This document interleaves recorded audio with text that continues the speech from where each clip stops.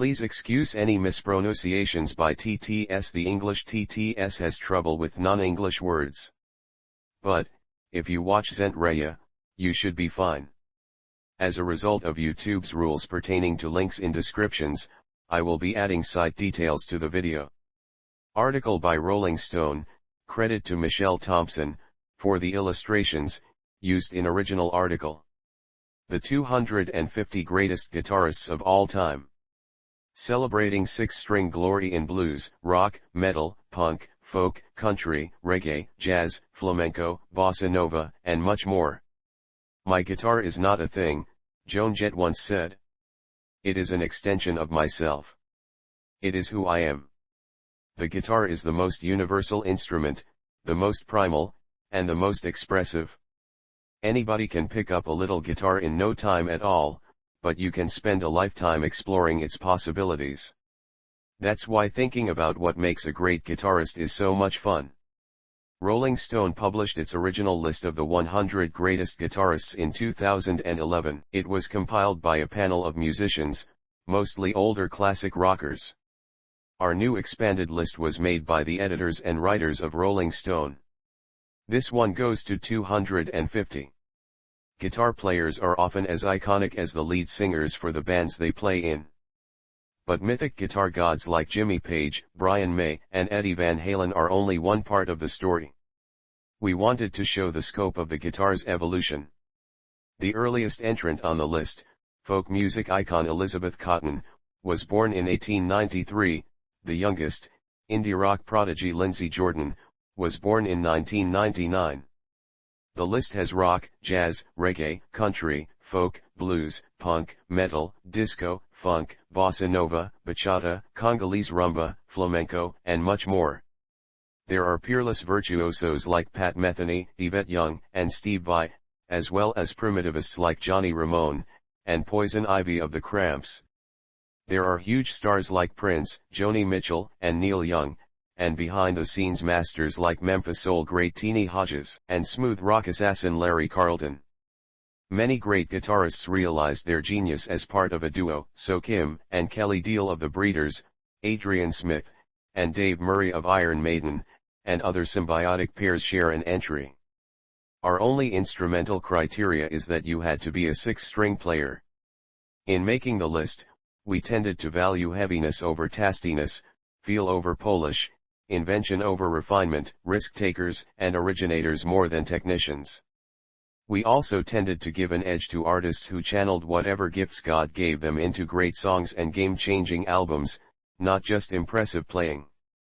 As modern blues visionary Gary Clark Jr. put it, I don't know if I want to get too far off the path, I don't want to get lost in the forest, but I like to wander out a bit and adventure. 58 Alex Lifeson. Even if he never progressed beyond the brain-rattling riffing of 2112 and Xanadu, Rush's Alex Lifeson would have still exerted a huge, if unheralded, influence on Metallica and other metal acts. But he went on to fill out Rush's power trio sound with a seamless mix of lush arpeggios and rock crunch that sounded like at least two players at once. And reinvented his sound further as the 80s approached, finding his own take on Andy Summers' echo and reggae approach. Playing in a three-piece band always seemed a little empty to me, Lifeson says, and the guitar just had to make a broader statement. But Lifeson reserves his most daring playing for his solos, which often use wildly exotic note choices. Just try to wrap your head around the extraterrestrial lunacy of, say, his Free Will solo. Key tracks: La Villa Strangiato, The Spirit of Radio, 57 Thurston Moore and Lee Ranaldo. Starting in the 80s, Sonic Youth decided the rock handbook didn't apply to them, songs didn't need traditional structures, voices didn't have to be perfectly in tune, and feedback could easily overtake everything. That subversive approach also applied to the dual guitar work of Thurston Moore and Lee Ranaldo. Each man had a very distinctive style. Moore's rooted in punk, Ranaldo's in everything from the Dead to classic rock. But both attacked their beat-up, reconstructed instruments with screwdrivers or drills or waved them around amps for as much distortion as possible.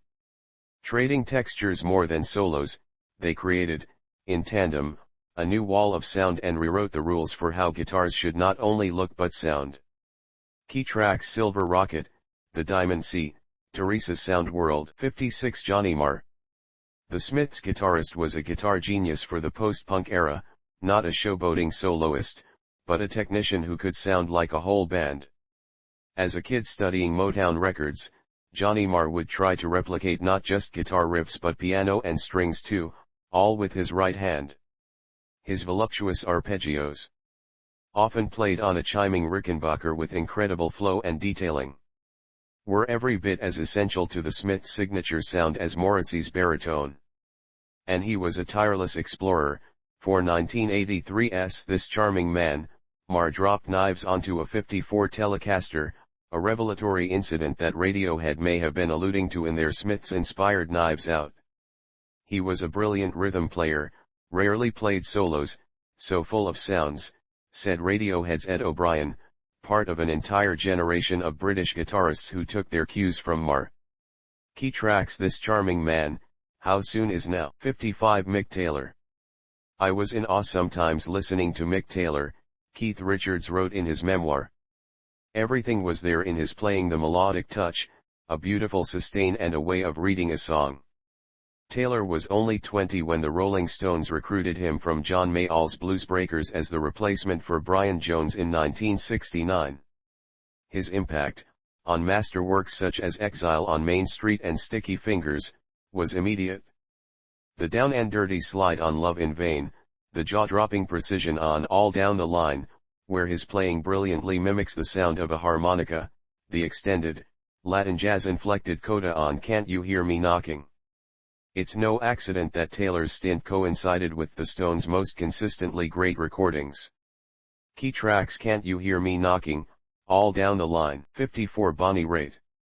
Bonnie Raitt may have been the daughter of Broadway star John Raitt, but her surrogate parents were Howlin' Wolf, Furry Lewis, and Mississippi Fred McDowell, whom she met and toured with early in her career. And it showed, starting with 1971's acoustic slide workout on Walking Blues. Raitt revealed an effortless command of blues guitar licks and feel. She could fingerpick with the best, 1972's Love Me Like a Man, or play slide like an old master, 1973's Kokomo Blues / Write Me a Few of Your Lines, and her 1989 breakthrough hit Thing Called Love slammed electric slide onto the pop charts.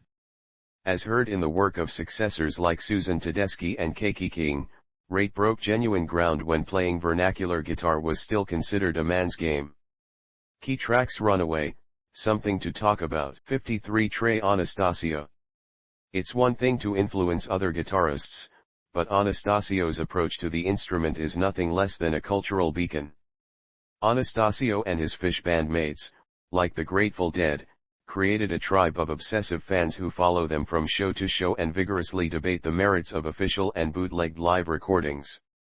And while psychedelic recreation is certainly part to the Fish ritual, it's Anastasio's natural ability to keep his slippery and sly modal improvisations fresh, kinetic, and almost telepathically connected to his bandmates that guides fans through their musical trip. It's no wonder that everyone from Dave Matthews to the New York Philharmonic are eager to collaborate with the guitarist when Fish is on hiatus. During a lot of Fish jams, I'll land on a simple phrase, almost childlike, and then run with it, he told Guitar Player. Some of my favorite improvisers work that way. Key tracks: Stash A Live 1 version, Divided Sky, Fluffhead. 52 John Lee Hooker. I don't play a lot of fancy guitar, Hooker once said. I don't want to play it. The kind of guitar I want to play is mean licks. Hooker's style couldn't be defined as urban or country blues. It was entirely his own, mysterious, funky, hypnotic. On monumental classics like Boogie Chillin', a #1 R&B hit, 1949. Boom Boom and Crawlin' King Snake, he perfected a droning, stomping groove, often in idiosyncratic time signatures and locked on one chord, with an ageless power. He was a throwback even in his own time, Keith Richards said. Even Muddy Waters was sophisticated next to him. Hooker was a critical figure in the 60s blues boom, His boogie was the basis for much of ZZ Top's early sound. His songs were covered by everyone from The Doors to Springsteen, and then, after turning 70, he won 4 Grammys. When I was a child, said Carlos Santana, he was the first circus I wanted to run away with.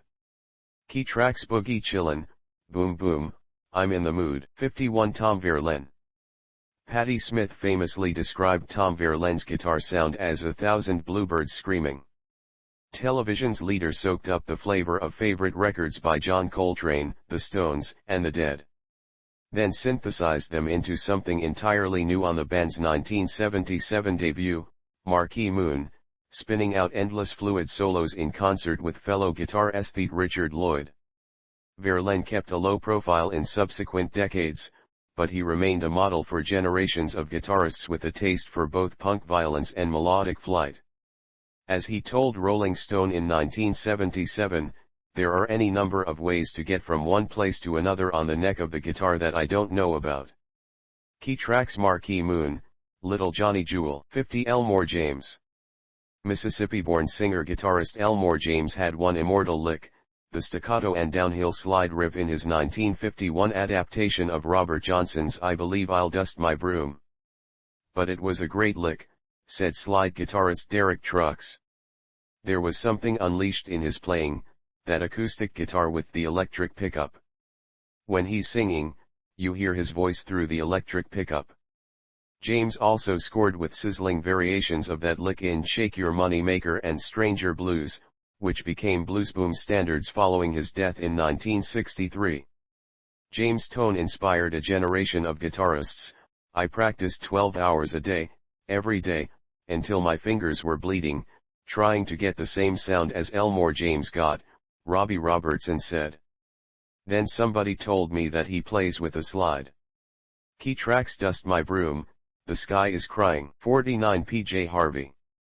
I often think back to that time when I first got a guitar, when I was 16 or 17, Polly Jean Harvey told The New Yorker earlier this year. Prior to that, I'd written lots of words. When I saw that I could put words together with music, I remember it feeling like gates opening, this joy.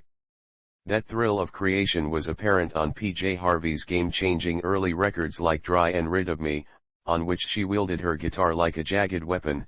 3 decades later her playing has become more fluid, yet no less viscerally felt, with her teasing new sounds out of the instrument. I really don't have any interest in just doing something I've done before, she said. What excites me is uncovering something I feel like I haven't heard anywhere. Key tracks: Mist, Autumn Term. 48 Curtis Mayfield. Curtis Mayfield was one of America's finest singers, songwriters, and producers. He was also an influential guitarist whose fluid melodies and fills left a deep impact on Jimi Hendrix, especially in his psychedelic balladry. In the 60s, every guitar player wanted to play like Curtis, George Clinton affirmed.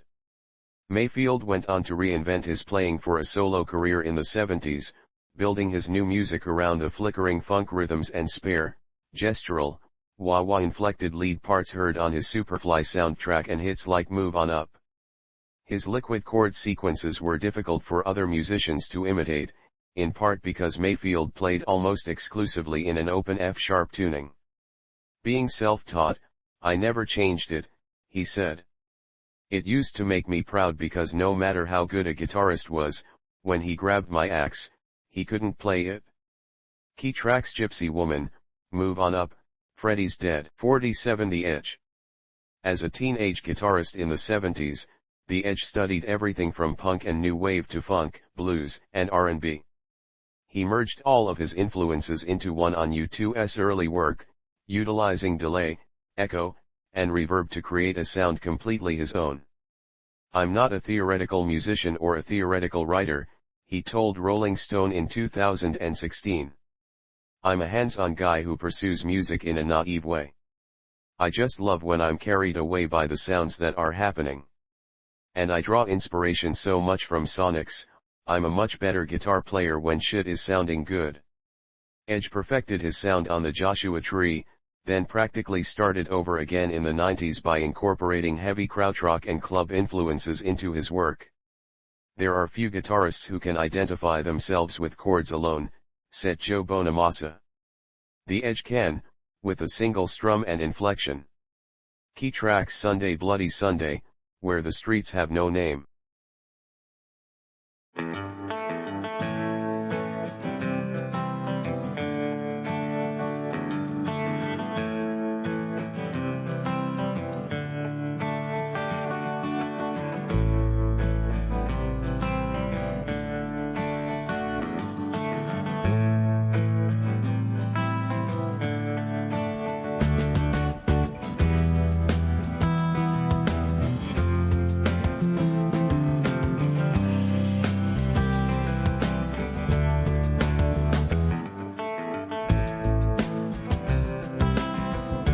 "46 Frank Zappa.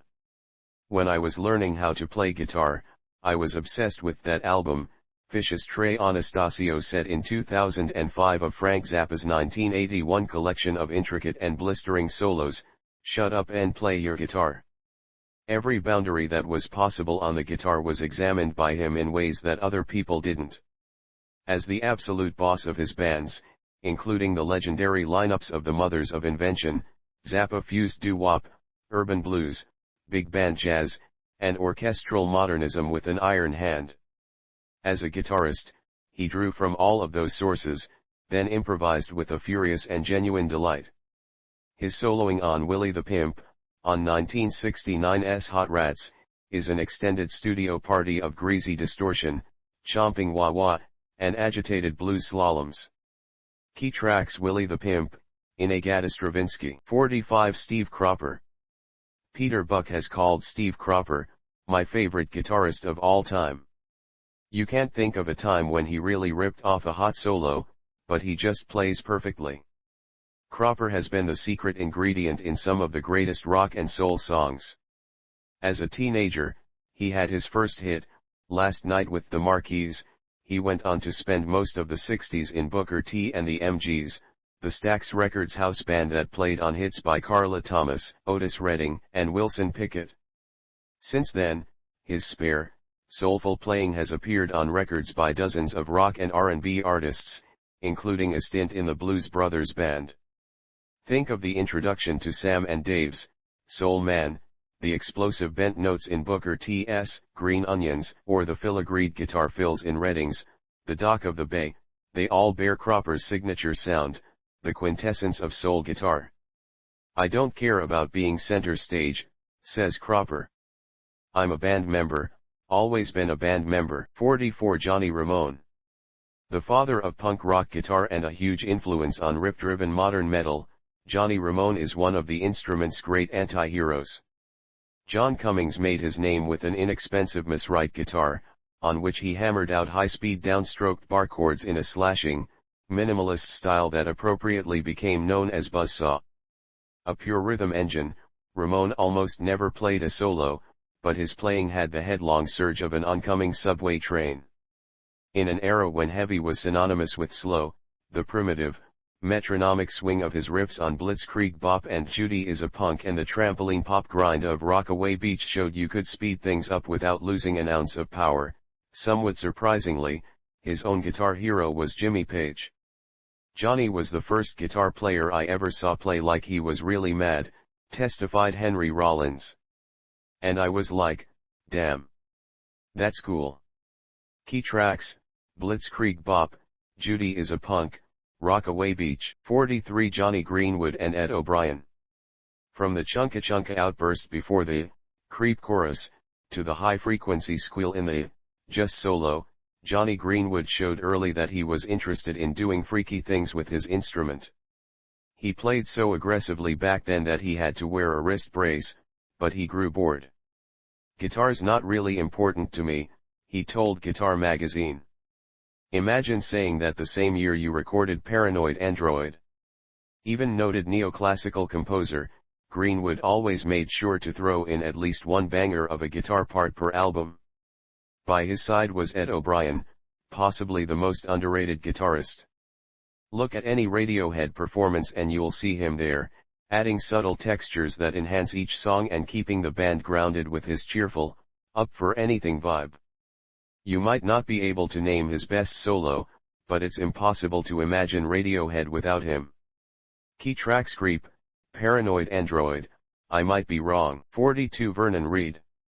In the 80s, Living Colour served as a necessary reminder that black musicians could rock as hard as anyone, fact that was especially salient when the band became MTV stars. Just as importantly, Vernon Reid, as the band's lead shredder, proved that a guitarist who came of age with jazz, fusion, and funk could inject all those influences into searing hard rock.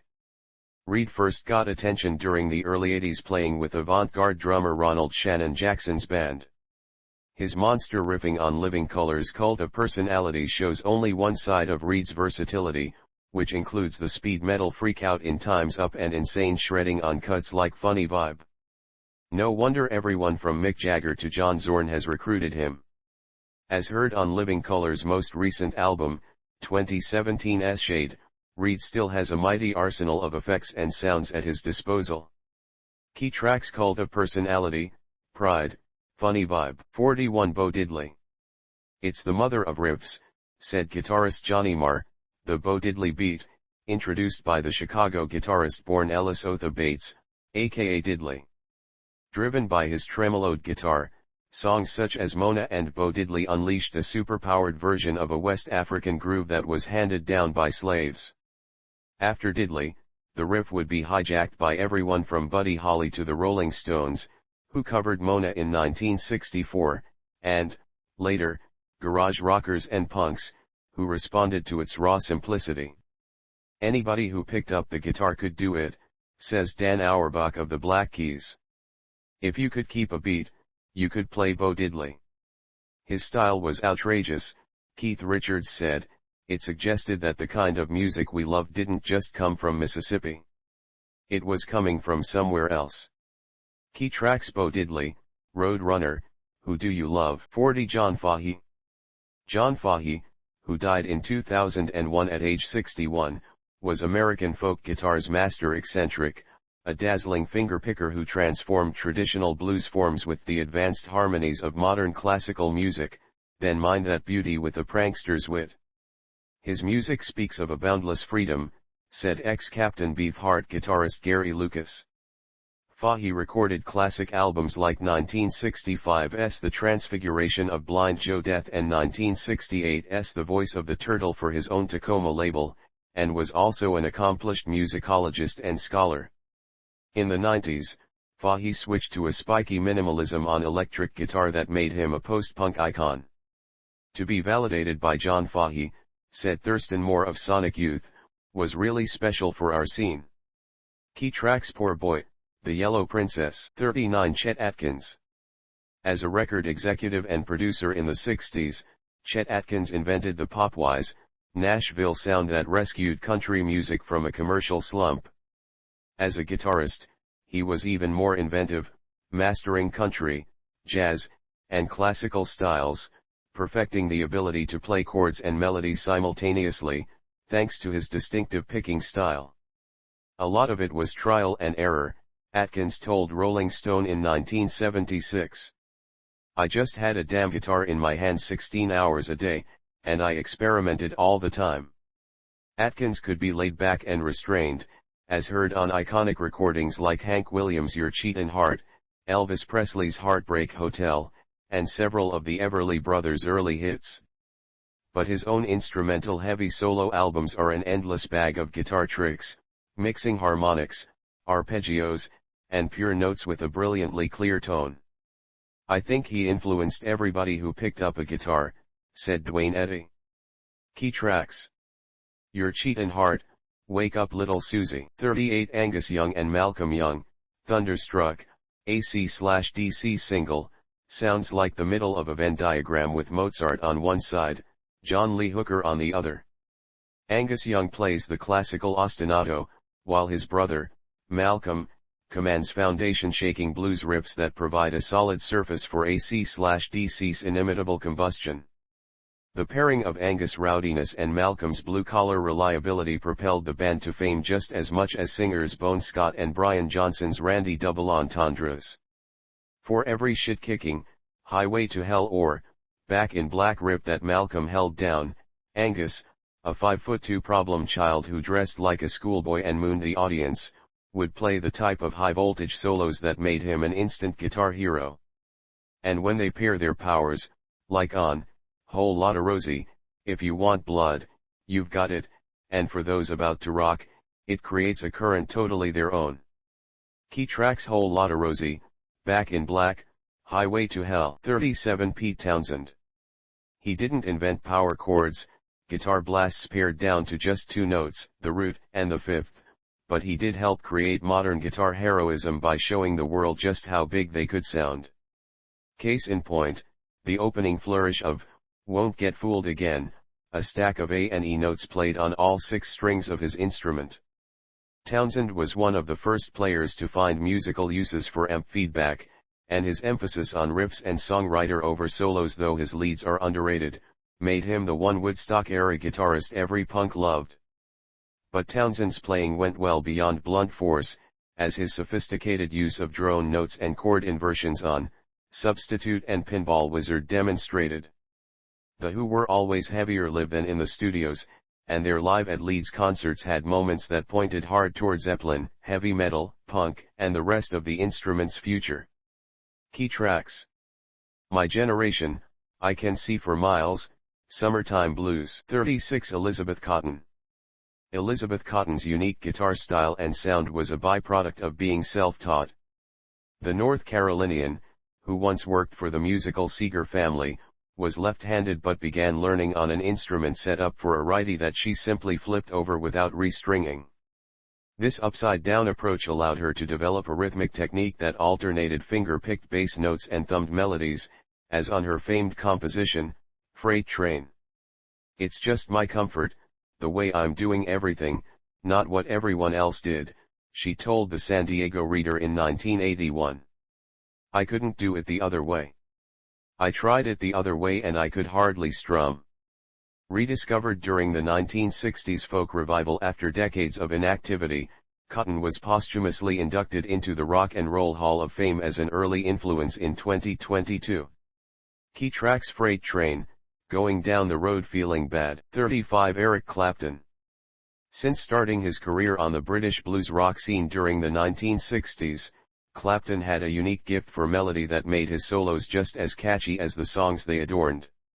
He was always a diligent student of the blues, from Robert Johnson and Muddy Waters to Albert King and Otis Rush, and even cut an album of mostly pre-electric repertoire with Wynton Marsalis.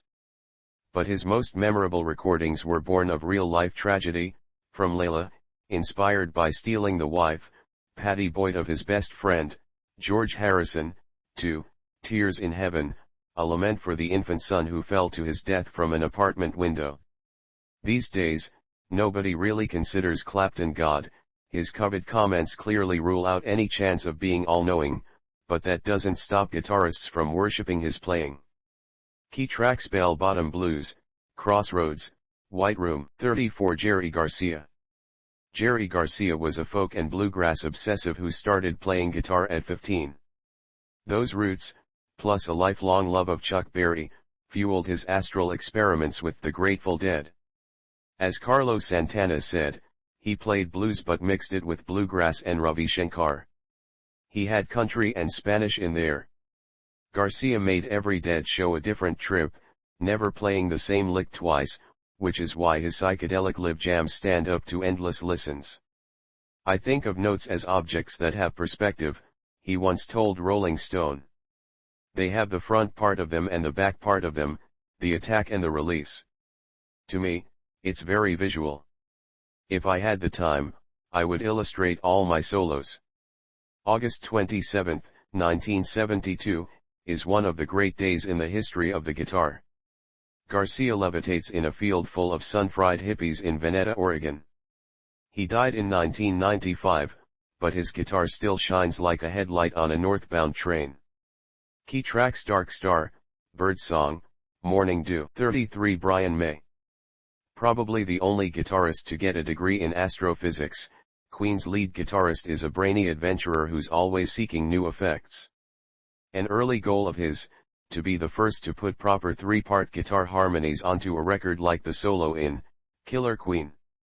Brian May layered dozens of guitar parts onto individual tracks, building palatial walls of sound.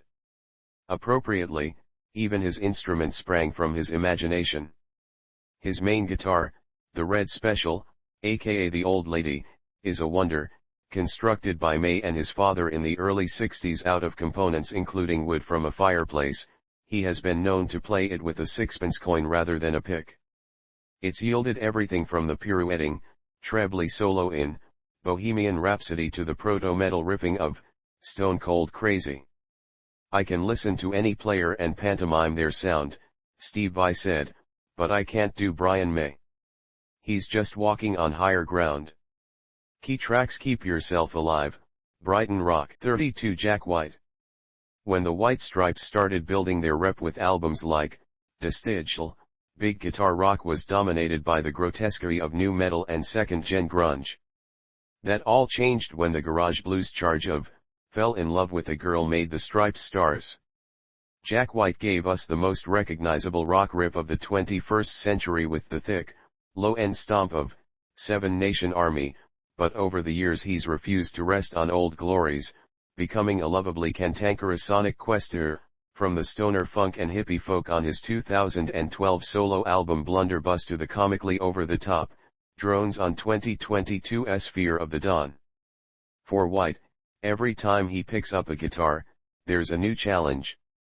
When I play a solo, it's an attack. This is a fight, this is a struggle, White told Rolling Stone in 2014. I don't care about virtuoso notes. If you stop me in the middle of a solo, I can't say, that's an F sharp, that's a C key track. Seven Nation Army, Ball and Biscuit.